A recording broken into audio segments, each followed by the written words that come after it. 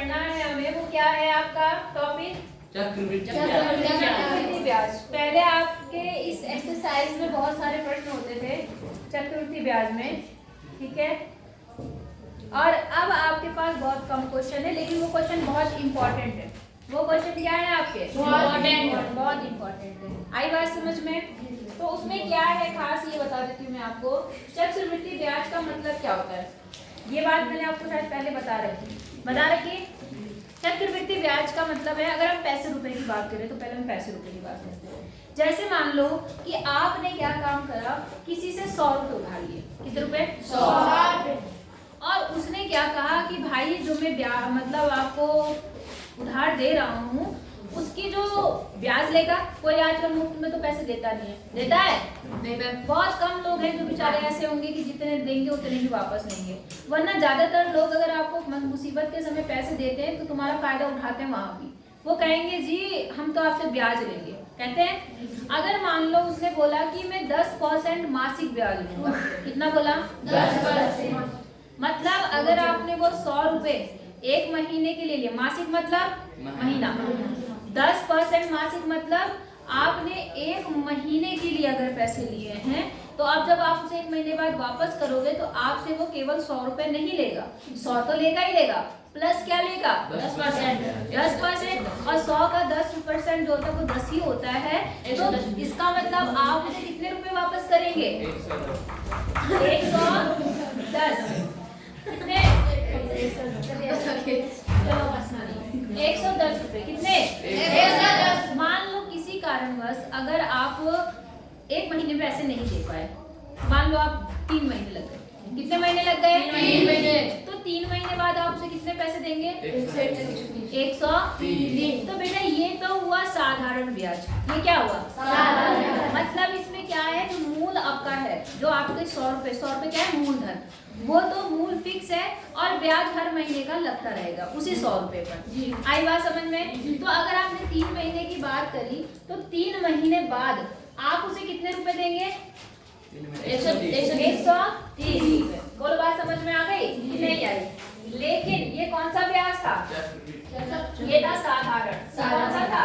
साधारण। 100 रुपए लिए, 1 महीने बाद 110 दोगे, ठीक है। अगर आपने 1 माह के बाद नहीं दिए, मंथ के बाद 2 महीने के बाद दे रहे तो 100 प्लस कितना? 120 रुपए देंगे। बात समझ में आ गई? और अगर आप 3 महीने बाद देते हैं तो 100 में कितने रुपए जुड़ जाएंगे? 130। तो 130 रुपए आप उसे देंगे। यहाँ तक बात समझ में आ गई?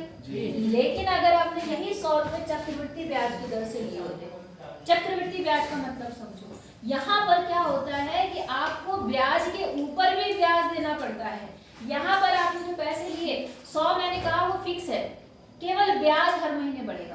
केवल क्या बढ़ेगा? ब्याज। अब जैसे मान लो कि आपने यही चीज चक्रवृद्धि ब्याज की दर से ली होगी, किसकी? चक्रवृद्धि। तब क्या होगा समझो, अगर आपने 100 रुपए लिए, कितने लिए? 100 रुपए। ब्याज निकालने का जो सूत्र होता है, क्या ब्याज निकालने का, वो होता है मूलधन गुणा दर गुणा समय बटे 100। ये होता है। मूल मतलब जो पैसे आपने लिए हैं, दर मतलब वही 10% या जो भी उसने दे रखी है, और समय मतलब कितने समय। आई बात समझ में? अब अगर मान लो पहले मंथ की बात करते हैं, अगर आपने 100 रुपए लिए, कितने रुपए? 100। और अगर आप 1 महीने बाद देते हो, कितने महीने बाद? 1 महीने। तो अगर आप 1 मंथ बाद वो 100 रुपए वापस करते हो तब तो आपको 110 देनी पड़ेगी। कितने देने पड़ेंगे? 110। क्योंकि 1 महीने का जो ब्याज बनेगा वो 10 रुपए ही बनेगा। अब अगले महीने क्या होगा? अगर आप दूसरे महीने देना चाहते हो, कितने महीने? दूसरे महीने। तो आपको मैंने यहाँ पे बताया कि जो अब यहाँ पर ब्याज पड़ा वो आपका 100 रुपए पर ही पड़ा था। कितने पर? 100। लेकिन अब यहाँ जो चक्रवृद्धि ब्याज होता है उसमें क्या हो जाता है, अब जो ब्याज दोगे आप, वो आपका ये मान के चलेगा जिसको आपने दिया कि अब मेरे 110 हो गए। कितने हो गए? 110। अब मैं 110 रुपए के ऊपर ब्याज लूंगा आपसे। मेरी बात समझ में आ गई? क्या बोलेगा वो? 110। नहीं आई बात समझ में? तो अगर आप 110 पे ब्याज निकालो तो मूलधन अब 110 रुपये हो गया। मूलधन 100 की जगह कितना हो गया? 110। और समय मान लो 1 ही साल हुआ, समय 10% है और समय 1 हुआ, गुणा में आपको ये करती हूँ 100। तो देखो यहाँ पर इससे ये कट गया, इससे ये कट गया, कितने रुपए बना ब्याज? मतलब 2 महीने बाद अगर मैं दूंगी तो पहले महीने का कितना ब्याज था? 110 रुपए ब्याज था, केवल ब्याज की बात करती हूँ। तो 110 रुपए वापस करा हमने। अब अगर वो 2 महीने बाद देगा तो पता है कितना देगा वो? 110 प्लस 11 रुपए। तो कितना रुपए बनेगा? 121। अगर मान लो 2 महीने बाद नहीं दे पाए बेचारा, वो कौन से महीने बाद देना चाह रहा? तीसरे। तो अगले महीने ये मूलधन हो गया। बात समझ में आ गई? 121 मूलधन हो गया। क्या मूलधन हो गया? 121। और जब आप इसको सॉल्व करेंगे तो 0 से 0 कट गया और यहाँ हो गया 12.1। तो 12.1 इसमें और जुड़ जाएगा, मतलब 121 और 12.1 कितना बन गया? 133। मतलब अगर आप 3 महीने बाद पैसे देंगे तो आपको 133.1 रुपए देने पड़ेंगे। मेरी बात समझ में आई? क्या आई? साधारण ब्याज में क्या होता है कि आपका जो मूलधन होता है वो हमेशा फिक्स रहता है। मतलब अगर आपने 100 रुपए दिए हैं तो अगर आप 10 महीने बाद भी देंगे तो मूल हमेशा 100 ही माना जाएगा, केवल उस 100 पे हर महीने का ब्याज जुड़ता रहेगा। नहीं आई बात? लेकिन अगर चक्रवृद्धि ब्याज करेंगे तो उसने कहा कि 100 रुपए लिए हैं, 1 महीने का ब्याज कितना हो गया? 110। अब वो कहेगा कि 110 मेरा मूलधन हो गया, अब इसके ऊपर ब्याज देना पड़ेगा, क्योंकि रकम ज्यादा हो गई तो ब्याज क्या हो जाएगा? बढ़ जाएगा। तो फिर यहाँ ज्यादा हो गया। फिर उसने 2 महीने बाद कहा अब वो मेरा 100 रुपए और 110 रुपए मूलधन नहीं है, अब मेरा मूलधन कितना हो गया? 121। अब आपको 121 पे ब्याज देना पड़ेगा। मेरी बात समझ में आ रही है? तो साधारण ब्याज में केवल आपका ब्याज थोड़ा थोड़ा बढ़ता है, लेकिन जो चक्रवृद्धि ब्याज है उसके ऊपर ब्याज के ऊपर भी ब्याज लगना शुरू हो जाता है। इस चक्कर में अगर आपने किसी से चक्रवृद्धि ब्याज की दर से पैसे उधार लिए हैं तो आपको बहुत ज्यादा रकम देनी पड़ती है। यहाँ तो केवल 100 रुपए की बात थी तो इसलिए आपको लग रहा है कि ये 100 तो इसमें तो बहुत कम अंतर है। यहाँ 130 था, यहाँ पर 33.1 रुपए का अंतर है। लेकिन अगर अमाउंट बड़ा है तो आपको ये नहीं पता चलेगा कि ये 3 रुपए बहुत बड़ी रकम बन गई है। नहीं आई बात समझ में? आ गई? चक्रवृद्धि ब्याज का मतलब समझ में आया? नहीं आया? आ गया? ब्याज के ऊपर ब्याज। अब जैसे हमारी जनसंख्या एक चक्रवृद्धि ब्याज की दर से बढ़ रही है। कैसे बढ़ रही है? अब देखो, आपने क्या देखा, आपके खासकर यहाँ क्षेत्र की बात बताती हूँ। लोग क्या करते हैं? शादी जल्दी करते हैं, ठीक है। 2 माँ बाप थे, मान 2 लोग थे, एक मेल, कोई भी रहा, दोनों ने शादी कर ली। मान लो आप क्या कितने ज्यादा 18, 17, 16 साल में ज्यादातर लोगों ने शादी कर रखी है। मान लो दोनों ने 18, 15 साल की उम्र में शादी कर ली। पहले लोगों की बात बता रही, अब तो थोड़ा सुधार आ रहा है। अब क्या होगा? 19 साल बाद बात करें तो इनका बच्चा हो चुका होगा, वो भी कम से कम तो 17-18 साल का होगा। पहली पीढ़ी हो गई। अब इनकी जाहिर सी बात है एक के साथ एक ही बच्चा छोड़ना है। यहाँ तो हमने देखा एक के 5-5, 6-6 बच्चे, तो मान लो इनके 1, 2, 3, 4, 5 बच्चे हो गए। इनके 5 बच्चे हो गए, 2 से कितने बच गए? 5 से फिर किसी के 4 है, किसी के 5 है, किसी के 3 है। तो देखो ना, यहाँ पर 2 चीजों से लेकर वो पूरी एक ब्रांच बन जाती है। बनती है नहीं बनती है? तो यहाँ की जनसंख्या क्या हो रही है? एक तरह से आप देखो तो किसके अनुसार बढ़ रही है? चक्रवृद्धि ब्याज की दर से बढ़ रही है। बच्चों के भी बच्चे हो गए, बच्चों के बच्चों के 3-3, 4-4 पीढ़ियां भी रह रही है नहीं रह रही है? बात समझ में आ रही है कि नहीं? आ गई। कारण ये क्योंकि जल्दी शादी करना। नहीं आई बात समझ में? चलो अब आगे चलें। चक्रवृद्धि ब्याज का मतलब समझ में आया? नहीं आया? आ गया। अब देखो यहाँ पर एक लिखा हुआ सवाल है, ये भी कर लेते हैं। ये देखो, आपके सिलेबस से इन्होंने बहुत सारी चीजें बहुत कम कर दी है, लेकिन आपको थोड़ा बहुत पता होना चाहिए, इस चक्कर में आपको मैं बता दूं, ठीक है? अच्छा, अब यहाँ पर क्या है? देखो, प्रयास कीजिए, पेज नंबर 91 पे दिख रहा है आपको।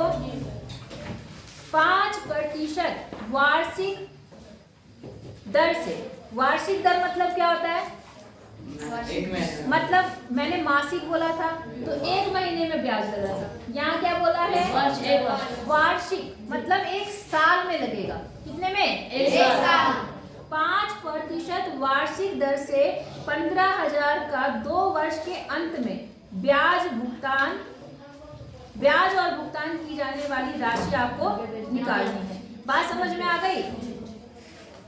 अब क्योंकि इसने यहाँ पे ये तो बताया नहीं कि साधारण ब्याज है और चक्रवृद्धि ब्याज है, बताया इसने? नहीं बताया। लेकिन इसने तो ऊपर उदाहरण दिया है ना, वो साधारण ब्याज का दिया है। किसका दिया है? तो हम साधारण ब्याज का ही निकालेंगे यहाँ पर। बात समझ में आ गई? अगर इन्होंने ये बोला होता कि चक्रवृद्धि ब्याज, तो चक्रवृद्धि ब्याज का निकालते हैं, क्योंकि अब इन्होंने साधारण ब्याज का परिकलन किया है तो हम साधारण ब्याज का करते हैं। समझ में आ रहा नहीं आ रहा? जी। तो मैंने क्या बताया, साधारण ब्याज निकालने का सूत्र क्या होता है? अभी बोला मैंने, मूलधन गुणा दर गुणा समय बटे 100। ब्याज कौन सा ब्याज है बेटा? साधारण ब्याज। मैंने कहा ये होता है PRT बटे 100 या मूलधन, पूरा लिख देंगे ताकि आपको याद रहे। मूलधन गुणा दर गुणा समय बटे 100 ये होता है सूत्र, है ना। अब जो जो दिया है वो आप निकाल सकते हो।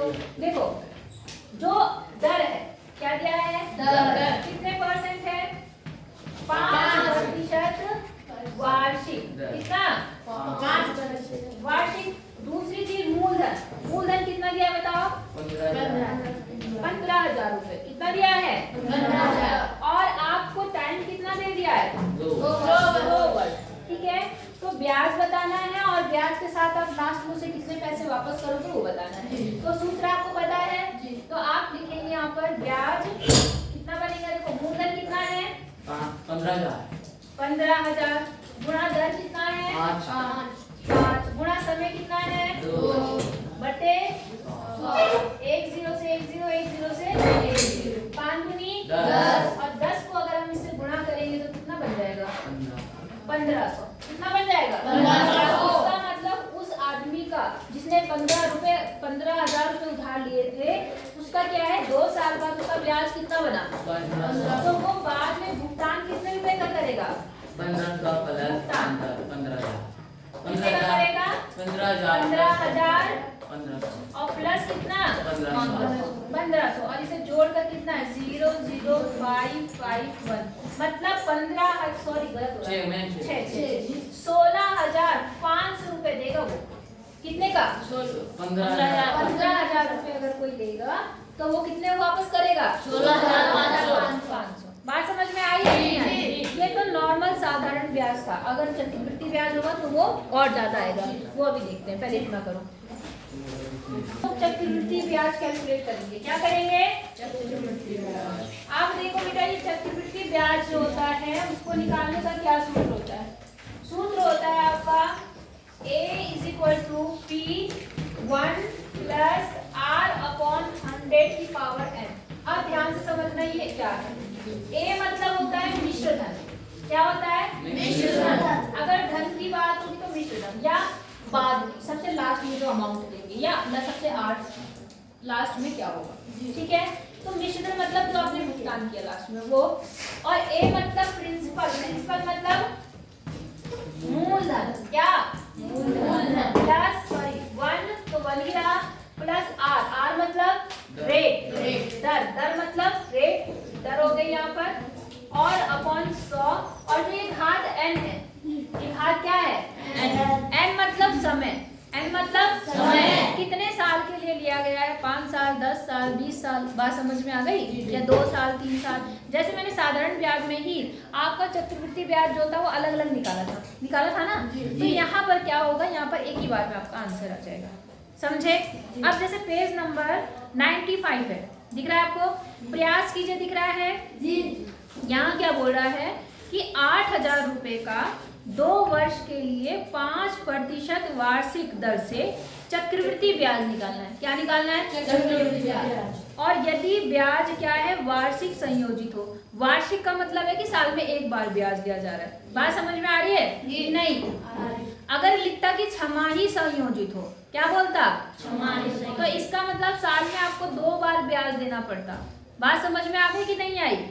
लेकिन यहाँ वार्षिक संयोजित बोल रहा है, इसका मतलब साल में कितनी बार देना ब्याज? एक बार। इस चीज का ध्यान रखना है, ठीक है। वैसे बहुत कम हो गया सिलेबस, लेकिन फिर भी समझ लो, क्या पता कहीं यूज हो जाए। अब देखो क्या दिया है इसमें, दिया है मूलधन। मूलधन कितना दिया है? 8,000 रुपए, ठीक है। और दर कितनी है? R कितना है? 2 नहीं 5% साथ में लिखना पड़ता है यहाँ पर, वार्षिक। बात समझ में आ गई? और टाइम कितना दिया है? n 2। और आपको ब्याज निकालना है, तो पहले आप ये सूत्र लगाएंगे। ए लड़कियों, सूत्र लगाएंगे। A = जो भी है। अब यहाँ पर क्या है? 8,000।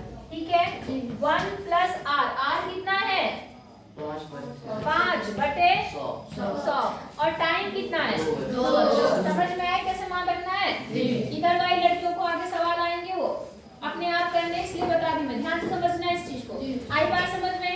अब देखो 8,000 तो ऐसे ही रहा आपका, और यहाँ कितना हो गया 5 ही कम 5, 5 दूनी 10, 1/20 आया। इसका एलसीएम लूंगी तो कितना आएगा 20, ये इधर गुणा और ये इधर, तो यहाँ 20 प्लस 1 और घात कितनी 2। अब देखो कितना आ गया यहाँ पर 8,000 और यहाँ कितना बन गया 21 बटे 20 और घात कितनी है 2। घात 2 का मतलब उसे कितनी बार लिखना है 2 बार। तो a इज इक्वल टू आ गया आपका 8,000 गुणा 21/20 गुणा 21/20। यहाँ तक समझ में आया? जो कटता है काट दो, एक 0 से ये 0 कट गया, इस 0 से ये 0, 2 से काटोगे 80 को तो 40 आ जाएगा और 2 से काटोगे तो कितना आएगा 20। समझ गए? अब इसको गुणा करना है, तो इसको गुणा करने पर तो ये आ गया और इसको गुणा करने पर 0288 8,820। मेरी बात समझ में आ रही? ये क्या है मिश्र धन, मतलब बाद में जो टोटल धन बना। उसने उधार कितना लिया था 8,000 और देना कितना पड़ रहा 8,820। तो ब्याज कितना पड़ा 820, मतलब जो एक्स्ट्रा दिया आपने वही तो ब्याज होता है, इसलिए ब्याज कितना बना हुआ 8,820 माइनस 8,000, तो कितना बना 820 रुपए उसको एक्स्ट्रा देने पड़े, मतलब ब्याज देने पड़े। समझ में आया नहीं आया? आ गया? ठीक है, कर लो और तब आगे बताती हूँ।